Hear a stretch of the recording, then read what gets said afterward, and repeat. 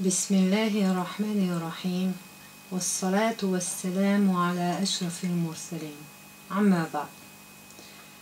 Aujourd'hui, Inch'Allah, on va parler sur le hadith 148 dans Riyad al-Salihin. Voici le hadith. عن أبي عبد الله جابر بن السمرة رضي الله عنهما قال: كنت أصلي مع النبي صلى الله عليه وسلم الصلوات فكانت صلاته قصدا وخطبته قصدا رواه مسلم. Abu Abdullah Jabir ibn Samura radiallahu anhu a rapporté: je faisais les prières avec le prophète sallallahu alayhi wa sallam. Ses prières ainsi que ses sermons étaient moyens, c'est-à-dire ni longs ni courts. Dans la séance précédente, on avait parlé de l'équilibre entre la prière et s'occuper de son corps, s'occuper de sa famille, et pourquoi qu'il faut qu'il y ait cet équilibre, quel est l'intérêt et comment ça va être utile pour le croyant. Et aujourd'hui, donc on va parler, Inch'Allah, sur l'équilibre de la prière elle-même. D'accord? Donc ici, dans cette hadith, le compagnon du prophète raconte quand il faisait la prière derrière le prophète, ses prières, ils étaient ni courts, ni longs, ni trop courts, ni trop longs, ils étaient moyens. Ainsi, aussi, quand il faisait un sermon, c'était ni court, ni long, c'était toujours dans le juste milieu, dans le moyen. Alors, qu'est-ce que ça nous apprend, cette expérience de ce sahabi qu'il avait vu, de ce compagnon de prophète qu'il avait trouvé le prophète toujours dans cette habitude-là. Donc c'était quelque chose qui était stable. Il n'allongeait pas la prière, il ne le faisait pas court non plus. Alors on avait parlé la précédente fois que la prière c'est une relation unique, une relation intime avec Allah Ta'ala. C'est une relation énergétique. On avait dit que comme on est fait de la terre, on reçoit de la part d'Allah Ta'ala de l'énergie, de la lumière, et nous sommes donc constitués d'une matière plus épais, plus serré, si vous voulez, puisque aujourd'hui on sait que tout est énergie, hein, l'univers en entier, tout est énergie, même la matière elle-même, c'est de l'énergie. C'est la différence entre les deux, c'est uniquement dans la réunion de cette énergie, en fait, quand il y a beaucoup d'énergie ensemble, ça peut devenir matière, et quand il est plus subtil, il va être, quand il est plus rare, il va être moins, donc moins, on peut moins le sentir. Alors l'énergie, donc la lumière qu'on reçoit d'Allah Ta'ala, c'est une force, une puissance qui va entrer donc dans cet être qui est donc dans l'âme et dans le corps, et va pouvoir être emmagasiné dans le corps qui est une matière. Et donc dans cette matière-là, il va pouvoir bouger cette énergie-là pour donner la vitalité aussi bien des cellules de l'être humain en entier, et va donner une vie en fait spécifique, une vie spirituelle, donc une fréquence, si vous voulez, une résonance qui est élevée. Donc cette résonance élevée qui va atteindre toutes les cellules, tout le corps, et va pouvoir donc élever l'être humain en entier dans une performance, dans une grande performance, et qui va lui permettre d'être vraiment quelqu'un comme Allah Ta'ala avait créé l'être humain, honoré et parmi les meilleures créatures. Alors pour que cette énergie puisse bouger, parce que pour la vie c'est égal au mouvement, pour que cette énergie puisse bouger, ben, il faut qu'il y ait un mouvement. Le mouvement est produit par le remerciement, c'est-à-dire que Allah Ta'ala, pendant la prière, envoie une charge importante d'énergie, de la lumière aux fréquences élevées, et l'être humain, en répétant des remerciements, en sortant de son cœur de remerciements, parce que c'est la seule chose qui peut faire retourner vers le Seigneur. Lui, l'être humain, n'a pas la capacité de retourner de l'énergie ou quoi que ce soit.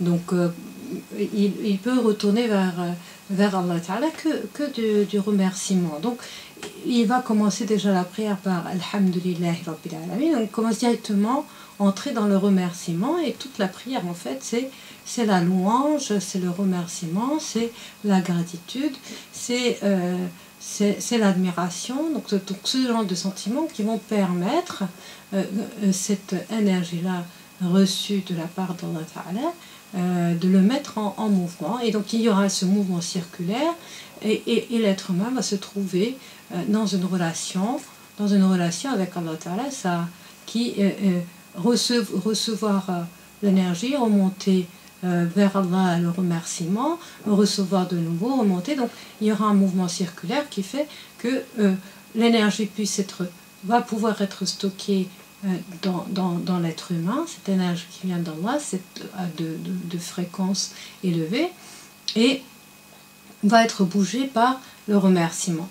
Alors, si on fait une prière très courte, qu'est-ce qui va se passer? Si on fait une prière très rapide, alors tous les mouvements, les mouvements, tout va très vite. Donc il va empêcher de recevoir la bonne fréquence, puisque le mouvement de la réception de cette énergie va être trop rapide.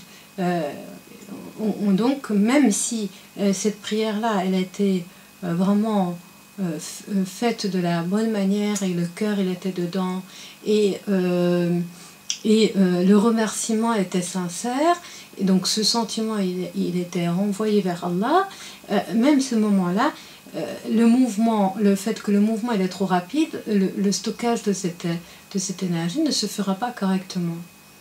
Si la prière elle est trop lente, alors ce moment-là, le mouvement elle est trop lente, et la vitalité de cette énergie à haute fréquence va devenir lent.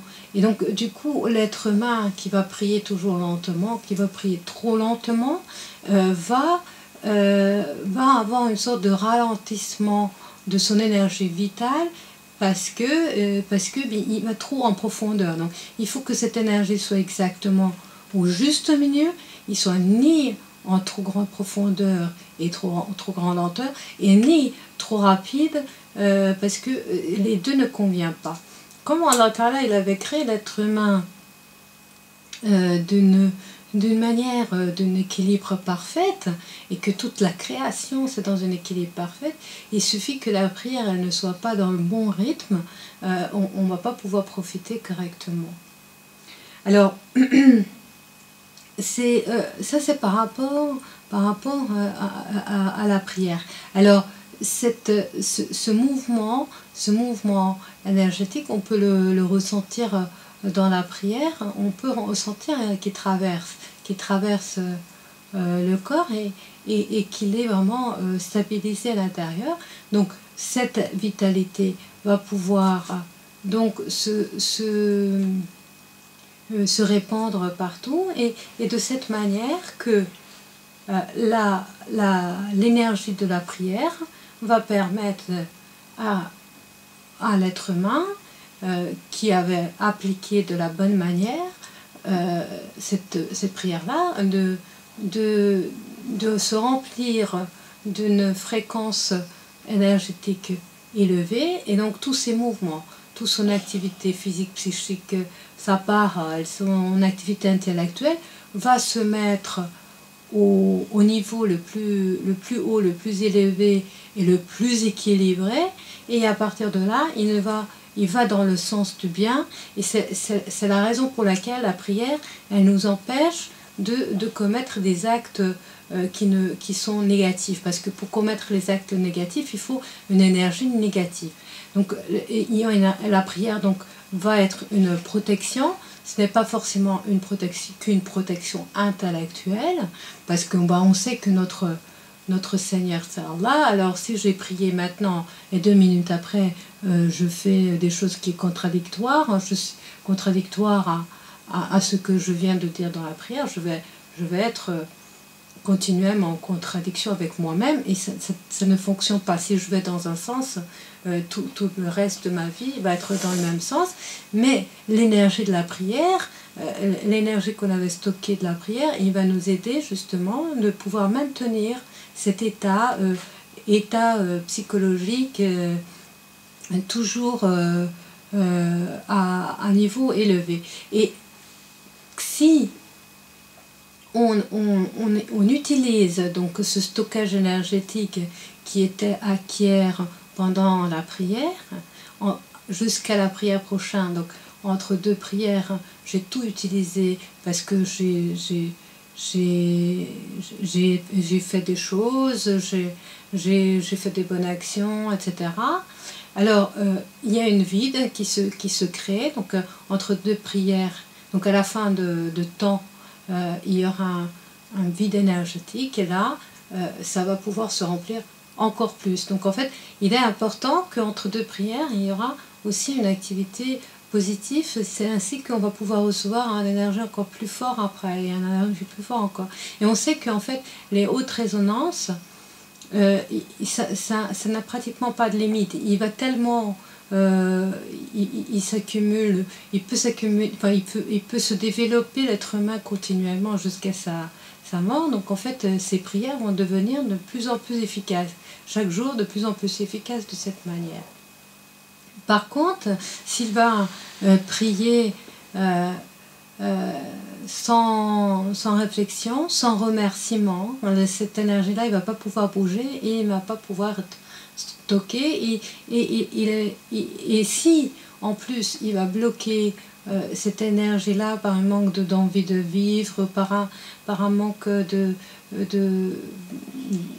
se trouver sa place, par un manque de stabilité, ben, il va pouvoir recevoir moins d'énergie parce qu'il a bloqué en fait le passage. Donc en fait, si vous voulez, l'important pour pouvoir arriver à une prière correcte, c'est de s'ouvrir à cette énergie et continuer à remercier continuellement, vraiment de cœur dans la prière, pour pouvoir faire circuler donc cette force qui va nous permettre d'agir dans le bien. Alors en ce qui concerne les discours du prophète qu'ils étaient aussi ni trop courts ni trop longs, juste milieu moyen. On sait que intellectuellement, parce que le discours va s'adresser plutôt à l'intellectuel de l'être humain, et donc là, intellectuellement, on a besoin d'une certaine quantité de temps pour pouvoir comprendre les choses, mais si c'est trop long, on n'arrive pas à se concentrer. Donc comme toutes les paroles du prophète étaient importantes, tout ce qu'il dit, c'est une importance capitale.